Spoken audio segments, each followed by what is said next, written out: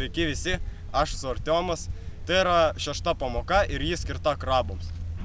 Tokiems skaniem iš restorano.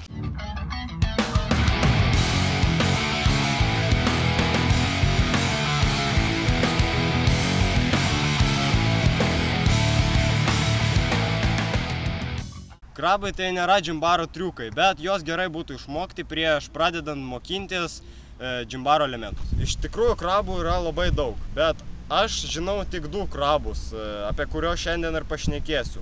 Aš labai daug jais nesidomėjau, nes kaip ir sakiau, tai nėra džimbaro elementas. Iš pirmo žvilgsnio gali pasirodyti, kad krabus yra sunku atlikti, bet iš tikrųjų tai nėra. Ir dabar mes prieisime prie jų atlikimo technikos. Taigi dabar aš jums paaiškinsiu, kaipgi reikia atlikti, mano manimu, lengvesnį krabą. Taigi, iš pradžių jūs turite apsispręsti, ant kurios rankos statysit flagą. Aš statau ant dešinės, bet jeigu jūs statot ant kairės, įsivaizduokit, kad aš rodysiu atvirkščiai. Taigi, tiesiog paimu dešinę ranką į save, kairę paprastai. Užkeliu kojas ant turniko ir tada tiesiog savo dešinę koją virš dešinės rankos prakišu ir padedu ant turniko.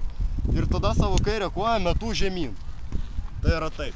Ir pritraukiu dešinę ranką, kad ant jos pastatyt flagą. Ir paleidžiu koją. Dažniausiai naujokai daro klaidas štai šitose krabo vietose. Tai yra, kai reikia paleisti kairę koją žemyn kuo stipriau, jie tiesiog ją paleidžia ir galvoja, kad taip lengvai užsisuks ir jiem visiškai neišeina, jie kaba kaip maišas.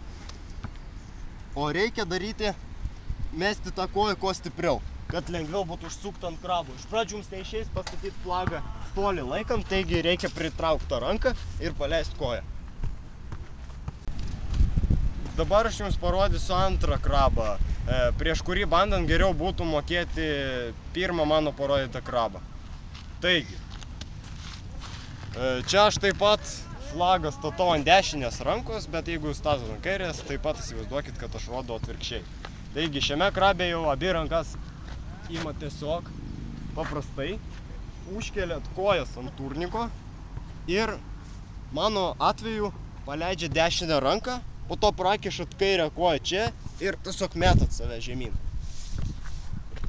Ir tada tas pats paleidžiat koją ir užduodat. Taigi, jeigu prieš bandant antrą krabą jūs jau gerai mokat pirmą krabą ir žinot, kaip gerai mesti tą koją žemyn, jums neturėtų kilti problemų su antrų krabu. Čia tiesiog reikia stipriau mesti tą koją, gerai laikyti save ant vienos rankos ir su ta ranka, ant kurios statysit flagą, stipriau save traukti. Taigi, kai jūs jau pastatėt flagą, atliekant krabą, jums telieka tik arba užeit per galą, taip yra gražiau, arba jūs, jeigu to negalit padaryti, užeikit per priekį. Taigi, tai buvo krabų pamoka. Tikiuosi, kad mano patarimai padės jums išmokti šiuos elementus ant turniko. Taigi, stenkitės, mokinkitės ir tobulinkitės. Iki.